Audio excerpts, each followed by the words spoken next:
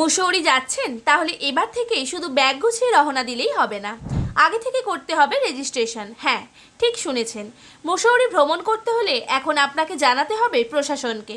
উত্তরাখণ্ডের জনপ্রিয় hill station Mussoorie, যেখানে সারা বছর ভিড় লেগেই থাকে, কিন্তু 2022 থেকে 2024 সালের মধ্যে পর্যটকের সংখ্যা প্রায় দ্বিগুণ হয়ে গেছে। এর ফলে দেখা দিয়েছে তীব্র যানজট, ভিড় ও নিরাপত্তার সমস্যা।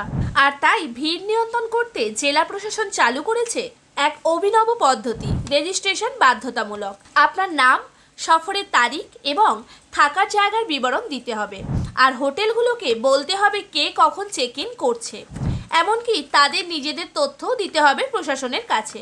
তবে কিছু হোটেল মালিকের মতে এতে অকারণে জটিলতা বাড়বে, বিশেষ করে ব্যস্ত পর্যটন মরশুমে এটি সামলানো কঠিন হয়ে উঠতে পারে।